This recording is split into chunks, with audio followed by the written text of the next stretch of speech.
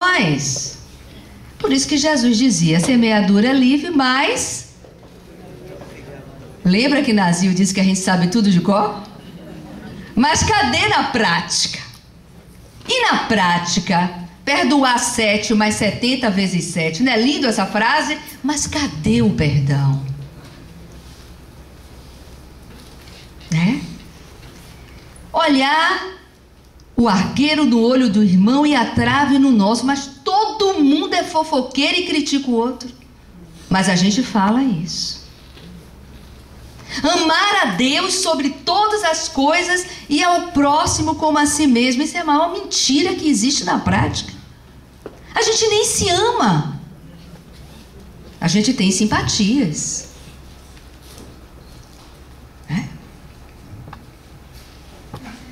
Bem, Joana de Ângeles, ela fala no livro Em Busca da Verdade algo que eu acho muito bonito. Cátia, você pode ler?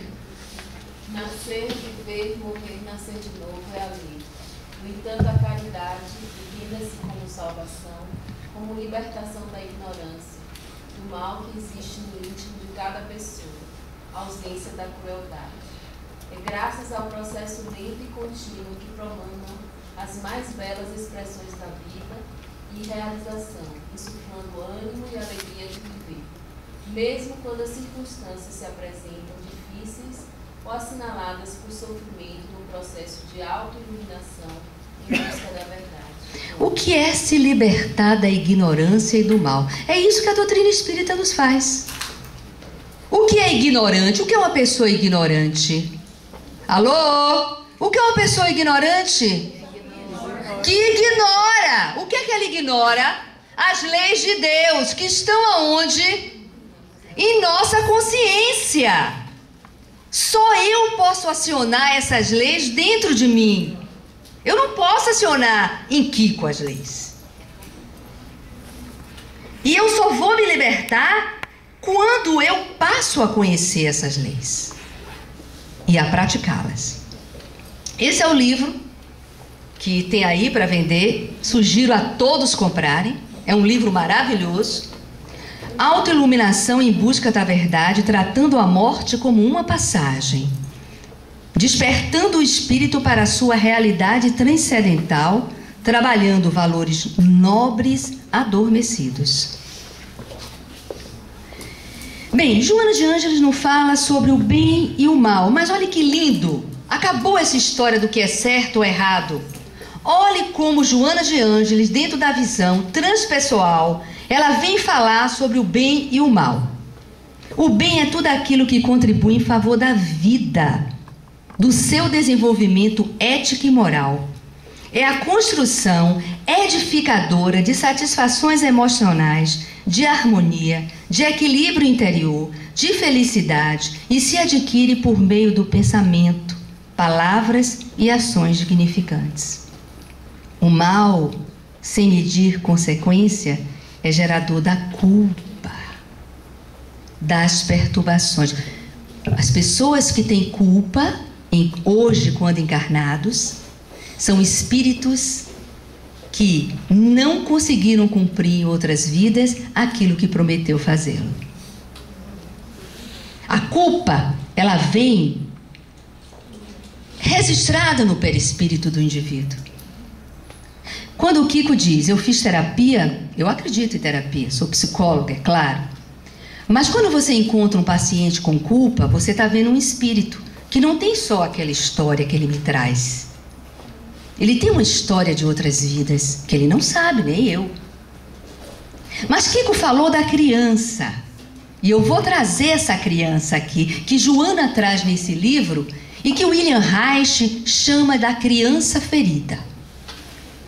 Tá? Que é muito bonito quando ela faz essa comparação.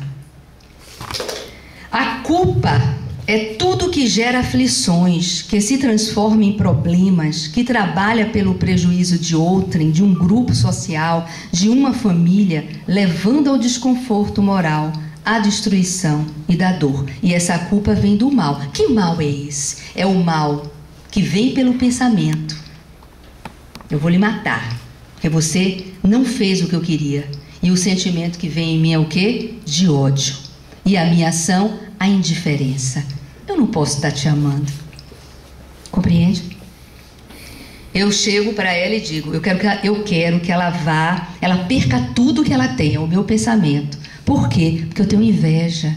E meu comportamento, puxar o saco. Então nós somos uma complexidade dos 3 cérebros. E precisamos estar atentos a eles. Porque eles é que vão equilibrar o nosso pensar, sentir e agir. Tá chato? O que gera dificuldade na aplicação do bem. Por que a gente quer fazer o bem e nem sempre faz o bem? O ego.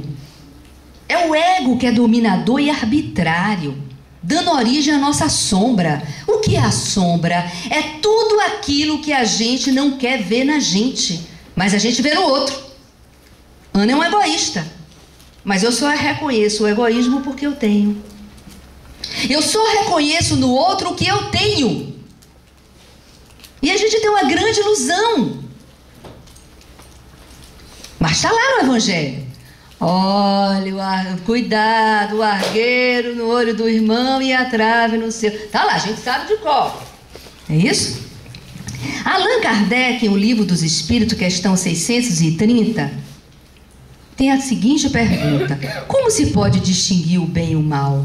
O bem é tudo o que é conforme a lei de Deus. O mal, tudo o que lhe é contrário. Assim, fazer o bem é proceder de acordo com a lei de Deus. Fazer o mal é infligir, gerador de perturbações após a morte.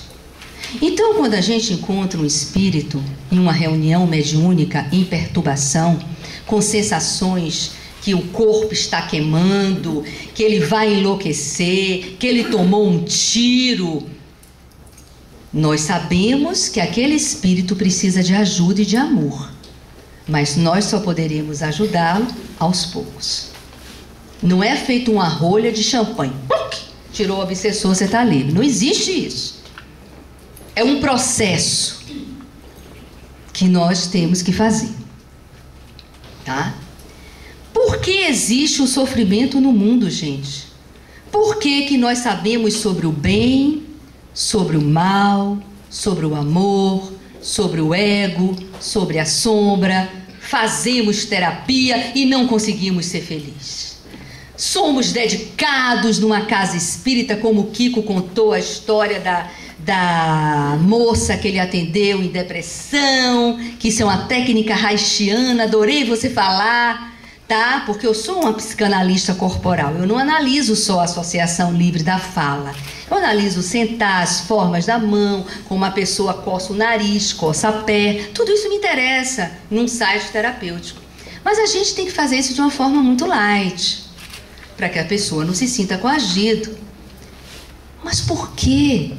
A gente usa o terceiro cérebro, que é da racionalidade, do dinheiro, da competitividade, da profissão, da inteligência. Eu sou o melhor, mas eu não sou feliz.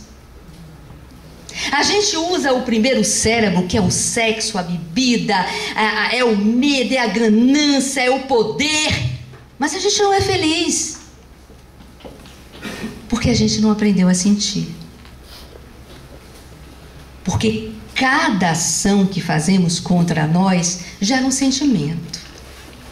Sentimento de culpa, de autorrejeição, de mágoa por si próprio, de não aceitação como é, que aí Cláudio falou muito bem do uso da persona. Uai, o que é a persona? São as máscaras.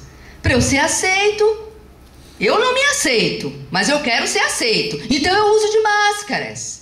Como vai, meu amigo? Você tá bem? Eu tô ótimo. E você? Saiu dali, vai tomar escitalopram, vai tomar Prozac, né? Vai fazer alguma coisa para sair daquela área de tristeza. Ok? Mas por quê? Por que existe tanto sofrimento no mundo? Se nós temos a receita na mão, principalmente os espíritas dedicados. Porque os espíritos que habitam esse planeta ainda permanecem no desenvolvimento ético-moral em que a dor É uma necessidade psicológica. Lembra que Cláudio falou? Eu preciso da dor. A dor faz parte da minha vida. Então eu faço tudo para sentir dor. Porque eu sendo vítima, eu vou ter atenção. É aquela esposa que o marido está numa casa espírita e ela diz: ninguém gosta de mim. Eu não vou mais nessa casa espírita. Ninguém gosta de mim. Ela é vítima. Porque ela quer a atenção daquele marido. Provavelmente aquele marido não está dando a atenção que ela merece. É o filho dentro de casa, que é sempre vítima, que se queixa, ninguém me entende, ninguém gosta de mim. O que está faltando a esse filho? Ele quer atenção. Mas nós não nascemos psicólogos e ninguém é obrigado a ficar 5 anos estudando psicologia. É por isso que tem psicólogos, né? Mas o que eu acabei de falar agora é algo muito sério. A sociedade está composta assim, da culpa, da vitimez, do perfeccionismo. Eu não erro nunca, eu sou perfeito, quem erra é você. Você que errou, eu não erro nunca. A culpa é sua, eu estou triste porque você me fez ficar triste. E aí é uma bola de neve. O sofrimento existe porque eleger o bem em detrimento do mal, em face dos impulsos primários e das circunstâncias hostis, faz com que a gente veja que a nossa convivência social é muito difícil. Nós somos muito difíceis de conviver. Nós queremos que os outros sejam como nós queremos. Kiko disse uma coisa muito bacana, que ele disse assim: o outro é o outro, ele tem que ser o que o outro quer. Inclusive na mesa hoje, almoçando, brincando com um amigo, meu irmão, eu disse: você não gosta mais de mim? Aí ele fez assim: olha a vitimez, que Cláudio falou, é a vitimez. A gente precisa acionar o outro para dizer ao outro: você não está vendo que eu estou sofrendo? Porque a gente não tem a sinceridade da emoção e do sentimento de dizer: olha, eu estou sofrendo. O que é que tem sofrer? O que é que tem ficar triste? Mas se a gente não se aceita, o problema cresce. Por que manter a estabilidade orgânica portadora de relatividade muito expressiva, tá? De natureza emocional, mental, social, física e econômica, é o maior desafio da ciência. A ciência, desde o iluminismo, prometeu a felicidade plena e não conseguiu. Esse é o grande problema. O materialismo não traz felicidade desde o iluminismo. Mas nós ainda estamos correndo atrás do sucesso profissional, de uma boa aposentadoria, de viagens pelo mundo inteiro, porque é difícil se relacionar. É muito difícil, porque nós queremos sempre modificar o outro. O foco sempre é o que está fora. E a doutrina espírita nos diz ao contrário. Nós temos que nos voltar para dentro. Como? Trabalhar a sombra. Diluir através do ego self. O que é isso? A palavra Deus. Como se escreve a palavra Deus? D-E-U-S. No meio dessa palavra tem o quê? Eu. Essa é a minha essência divina. Deus está dentro de mim. E o que é o meu ego? É tudo do meu inconsciente que luta contra essa essência. Luta contra as leis de Deus. Luta contra a minha felicidade, a minha plenitude. E a gente vive numa ambiguidade. Em psicologia a gente sempre diz: quando um ser entra em ambiguidade, ele entra em sofrimento psíquico, ele entra em neurose. Até o surto psicótico que nosso irmão Kiko trouxe. O que é o surto psicótico? É quando as nossas defesas já não funcionam mais.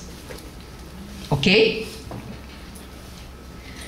O sofrimento do mundo existe porque o mal está presente no psiquismo, como experiência negativa da criança ferida.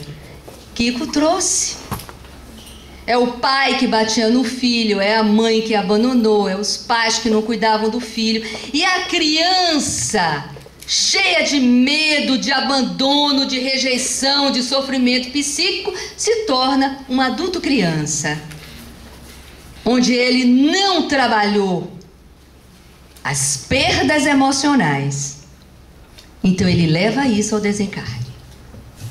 É por isso que terapia é muito importante.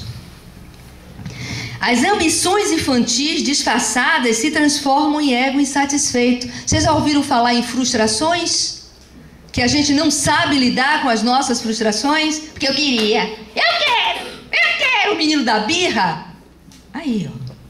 Essas são as ambições infantis. Quantos adultos têm essa criança ferida dentro, hein, gente? Quantos? Quem tem a criança ferida dentro, levante a mão. Todos. Todos nós temos a criança ferida. Agora, não queremos ver. Mas não tem problema não, vocês não querem ver. Mas quando vocês identificam no outro, é porque vocês têm a criança ferida. Tá claro isso? Nós sofremos porque a angústia da perda, sem pensar que é apenas uma transferência vibracional, leva o indivíduo a tormentos psicológicos sem compreender que a morte é o despertar da vida. Esses tormentos psicológicos por não entender a morte como uma libertação. Precisamos refletir que nós estamos em estágios de processo de evolução. Então errar é um direito nosso. Mas tem gente que não gosta de errar. Você só aprende errando. Alguém aqui gosta de errar? Alô? Não. Vocês são perfeitos? Ah, então erram? Amém. Continue errando. Continue errando, sem vergonha de errar. Agora procurem acertar e aprender com os erros. Isso é ser espírita. Errei. Me desculpe. Me desculpe, Kiko, eu errei. Eu poderia ter sido melhor amiga sua, sim. Agora, você me dá uma oportunidade, isso é botar o sentimento para fora. Agora, se você veste a máscara, que é o perfeito, que nunca erra, aí o que é que acontece com você? Hein? Não entendi. Isola. Muito bom, adorei. A consequência dos que se acham perfeitos é viver sozinhos. Sempre se queixando. Lembra o que Cláudio falou de manhã? Se queixando, queixando, queixando, queixando e se isolando. Queixando e se isolando. Lembra uma pedra que Kiko botou ali? Carregando aquela pedra enorme, é carregando os queixosos. Muitas vezes é um pai, é uma mãe, é um irmão, é um marido, é uma esposa, se queixando, o tempo inteiro, a vida inteira, tá? Não esquecer que os estados de consciência, o céu, que é a plenitude que buscamos, e o inferno, que são os nossos conflitos, estão dentro de nós. Eu acho isso lindo que Joana fala. O céu é a plenitude, é o eu, é o meu self. E o inferno são os meus conflitos, é o meu ego, é o meu desequilíbrio, é a minha ambiguidade, é o que é certo, o que é errado, o que é bonito, o que é feio. Porque isso não existe, porque nós somos lápis de cores. Olha que lindo isso. É um complementando o outro, tá? Que enquanto existir o mal, existirá a necessidade de se retificar. Iremos reencarnar, iremos desencarnar em sofrimento, reencarnaremos com esperança, com a promessa de melhoria e com fé em Deus iremos cumprir. Por isso, eu tive um grande amigo, Carlos Bernardo Cajazeira Loureiro de Souza, que ele dizia: a lei de Deus não permite burrice. E eu não entendia muito isso no início. Como assim? A lei de Deus não permite burrice. Conhecereis a verdade, ela vos libertará, ou lhe aprisionará por diversas encarnações. Isso é muito forte. Isso é muito forte. Isso é doutrina espírita. Que retificar-se é buscar a valorização do equilíbrio interior, pensar, sentir e agir.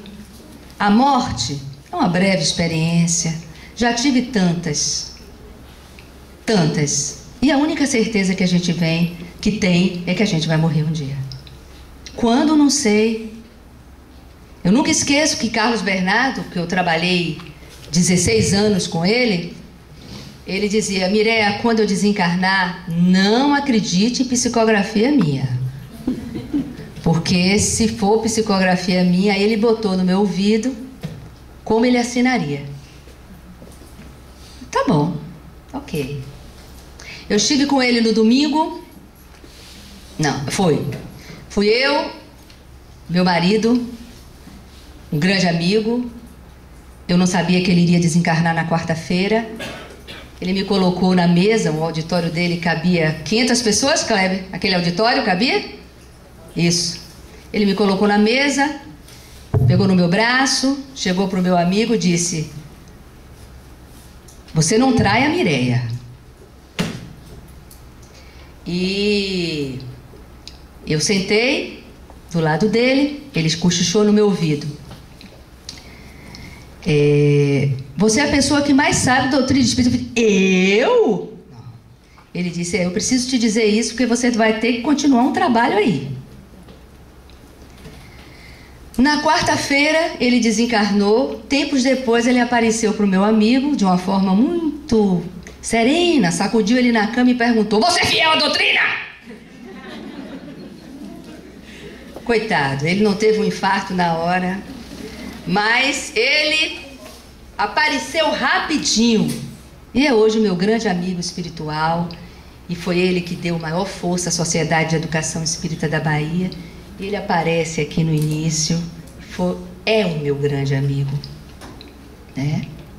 Joana disse: poxa, tá na Terra, vai buscar o que é interior. O ser humano é desse modo muito mais complexo do que essa ambiguidade, dualidade psique e corpo, mente e matéria. Nele, se encontrando o espírito imortal e seu envoltório perispiritual, encarregado de modelagem das formas físicas nas multifárias reencarnações, não mostra além da matéria. Gente, nós somos espíritos de passagem para aprendermos, para evoluirmos. E o nosso desencarne tem a ver com as nossas atitudes, com os nossos pensamentos, com os nossos sentimentos, para que possamos ter sensações mais agradáveis e sem perturbações. Está lá no Livro dos Espíritos. Joana diz: gente, aproveitem para ter fé em uma religião. Quando se crê, todo o nosso organismo atende aos impulsos da psique e responde de maneira eficaz, produzindo recursos propiciatórios à sua realização. O tormento emocional pela falta de fé gera desconfiança, insegurança de tudo e de todos. Por isso que a gente não confia em ninguém. Hoje é uma sociedade doente. A gente desconfia de todo mundo, inclusive dos amigos espíritas. Por quê? Porque a nossa fé não é do tamanho do grão de mostarda. E a nossa religião abraçada não é o religare, como falou nosso amigo Nazil, que vai ligar o Deus com o eu. Nós vamos viver a essência divina, acionar dentro de nós a plenitude, para que a luz do universo venha recair sobre a nossa consciência e a gente possa fazer o nosso corpo vibrar.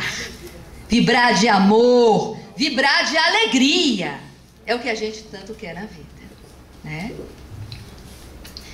Joana fala: pensamento e ação.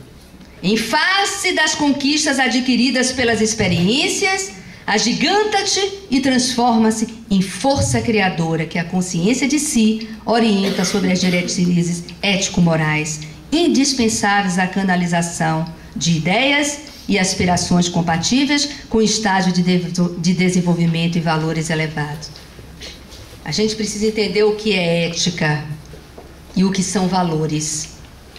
Ética é a forma que cada um escolhe para viver numa sociedade, no mundo, embasado em valores.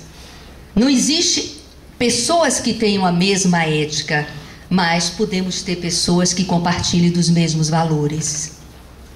A doutrina espírita, ela anseia por pessoas que acreditem na imortalidade da alma, que acreditem que são espíritos, que acreditem que podem fazer o bem, que acreditem que pode acionar a lei de Deus na consciência, que acreditam que nós só seremos felizes quando quisermos sermos felizes. Tá? E a vida e a morte? Respeitar o corpo com imenso carinho, tá? Oferecidos contributos próprios para que sejam alcançados as finalidades às quais se destinam, é o dever inteligente do espírita, até chegar do momento de desligamento total desse corpo, onde irá para outras dimensões. Mas não, é bomba. Tá? Agora é culto ao corpo, é bomba, é você se enchendo de droga, é fluoxetina, é Salopram, é Rivotril, é cocaína, é maconha, porque eu não consigo ser feliz. Mas ser feliz é uma opção, não é um estado. E a gente precisa buscar essa plenitude dentro da gente. E a vida harmônica? Como a gente consegue? Tendo consciência que somos um ser de transitoriedade. Se somos um ser de transitoriedade, se Deus está dentro da gente, quanto mais eu deseje essa plenitude, eu tenho que tirar o inferno que está dentro de mim. Como é que eu tiro esse inferno, gente, que está dentro da gente? Que inferno é esse? Como é que a gente tira o inferno? Orando? Muito bom. O que mais? Pensar no bem. Pensar no bem. O que mais? Amar. O que mais? Fazendo bem. E aí? Estudar. O que mais? Jogar o sal no lago. Jogar o sal no lago. O que mais? Agora, a lição a gente sabe de cor, só nos falta aprender. Porque, como dizia o nosso querido espírita Abel Mendonça, da palavra para a ação e do ensino ao exemplo tem uma distância muito grande. E quem vos fala tem uma responsabilidade muito maior, porque eu sou cobrada pelo que eu falo. E é por isso que muitas vezes as pessoas chegam para mim e dizem assim: mas Mireia, você é arrogante. Sou. Você sabe qual é a diferença? É que eu tenho consciência que sou arrogante, mas já sou bem menos, porque a minha arrogância era o medo que eu tinha da vida. Era o medo que eu tinha que assumir a minha condição de plenitude, de ser espírito e de buscar valores que muitas vezes não são aceitos pela sociedade, mas que vão beneficiar no meu pós-morte. São escolhas. Isso não quer dizer que eu não vá tomar um vinho com o Kiko, nem que eu tenha uma noite de amor com meu marido, nem que eu goste de viajar, nem que eu tenha a neurose de estudar sem parar, né, Kleber? Mas faz parte. Eu não quero ser perfeita. Vou me botar na cruz se eu for perfeita. Tá? Pensem nisso. Os equipamentos psicológicos que Joana pede para a gente é focar as suas necessidades em uma ordem ética, estética, transpessoal, como recurso de manutenção do equilíbrio e de impulsos pelo avanço pela senda libertadora dos atavismos negativos que interferem no comportamento que opta pelo bem-estar. A fatalidade da morte? Fenômeno biológico, faz parte, está em relação ao nascimento. O espírita deve começar a se acostumar com isso. Agora, o oposto da morte é a vida. E essa eu estou vivendo agora. E tenho que vivê-la com carinho, com amor, com cuidado. Tá? Como Buda afirmou, porquanto sempre se está na vida, quer no corpo físico, quer no corpo espiritual. Não tenham medo de ser feliz. Para ser feliz, temos muitas vezes de abdicar de hábitos e costumes da dor, do inferno. Que a paz de nosso Senhor esteja em nossos corações.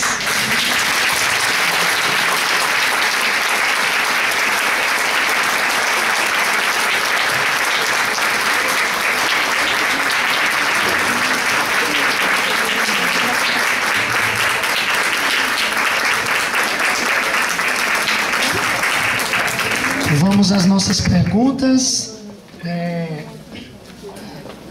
Dá o contato, doutora.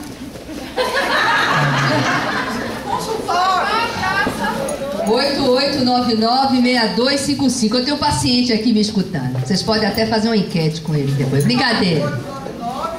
6255. Se meu celular estiver desligado.